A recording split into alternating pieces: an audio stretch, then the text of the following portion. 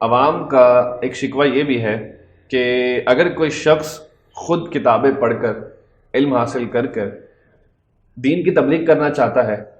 تو علماء کرام اس چیز کو برا سمجھتے ہیں. تو کیا اس چیز کا کوئی ڈس ایڈوانٹیجز نظر آتے ہیں علماء کرام کو، یا علماء کرام، عوام کہتی ہے کہ علماء کرام کو یہ لگتا ہے کہ ان کی دکانیں بند ہو جائیں گی، تو کیا اس بات میں کتنی سچائی ہے؟ دیکھیں، اس میں مسئلہ یہ ہے کہ اگر کوئی شخص کتابیں پڑھنے کے بعد، میرا سوال یہ ہے کہ کتابیں پڑھنے کے بعد اگر وہ اپنا ایک کلینک کھول لے اور باہر لگا دے کہ I am MBBS from Google, ٹھیک ہے، اس نے گوگل سے معلومات حاصل کی اور کسی یونیورسٹی میں نہیں گیا، کسی استاد کے سامنے نہیں گیا، اب ڈاکٹر جو ہے اس کے اوپر اعتراض کر رہا ہے کہ بھئی یہ کلینک کھول کے کیسے بیٹھ گیا،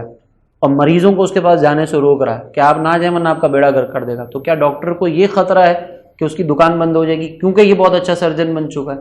یا یہ نیم حکیم ہے اور وبال جان بن چکا ہے، اس وجہ سے ڈاکٹر اس کو روک رہا ہے؟ یقینی سی بات ہے کہ یہ نیم حکیم ہے اور اس کی بیسس پر ڈاکٹر اس کو روک رہے ہیں. تو اسی طرح اگر کوئی صرف کتابیں پڑھتا ہے اور اپنے آپ کو کتابیں پڑھنے کے بعد یہ سمجھتا ہے کہ میں بڑا علمی شخصیت کا حامل ہو چکا ہوں اور میرے پاس اب بہت معلومات آ چکی ہے، اور فقہی بصیرت اس کے پاس نہ ہو، صرف معلومات ہے، اس نے حدیثیں بھی پڑھ لی ہیں، اس نے شروحات بھی پڑھ لی ہیں، کیسے استدلال کیا جاتا ہے، کس طرح دلیل دی جاتی ہے، وہ اس کے پاس نہیں ہے،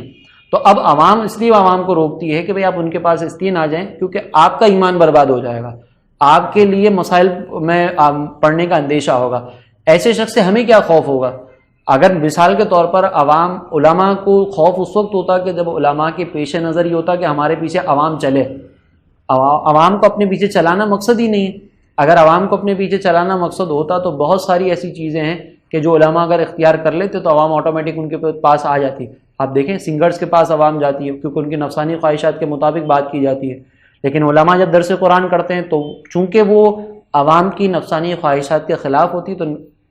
درس قرآن کے اندر اتنی پبلک آپ کو نظر نہیں آئے گی. بالکل. تو اب اس کی وجہ کیا ہے کہ علماء اگر کسی کے اوپر اعتراض کرتے ہیں اور کسی کے بارے میں یہ کہتے ہیں کہ بھئی آپ اس سے اپنے ایمان کو بچائیں کیونکہ اس نے بغیر استاد کے کتابیں پڑھی ہیں اور یہ اپنی مرضی سے نتیجے نکال رہا ہے. اس کی میں ایک ایگزامپل آپ کو دوں گا.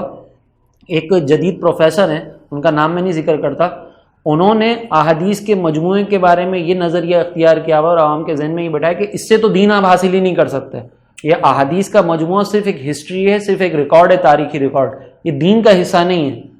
تو اب آپ ذرا غور کریں نا کہ امام بخاری، امام مسلم، امام ترمذی، یہ جتنے بڑے بڑے علماء ہیں انہوں نے جو حدیث کے اوپر محنت کی ہے ان کی ساری محنت کو اٹھا کے سائڈ میں رکھ دیا اور یہ جملہ عوام کو دے دیا کہ اس سے دین کا کوئی مسئلہ اخذ نہیں کیا جائے گا. تو اب کہاں سے اخذ کیا جائے گا؟ اپنی سوچ، اپنی فکر سے. تو ایسے افراد کے بارے میں اگر علماء کہتے ہیں کہ آپ ان سے بچ کر رہیں تو اس کا مطلب یہ ہے کہ عوام کے ایمان کو بچانے کے لیے علماء یہ کہتے ہیں، جیسا کہ ایک ڈاکٹر پڑھے لکھے، یہ گوگل کے پڑھے ہوئے ڈاکٹر سے روکنے کی کوشش کرتا ہے.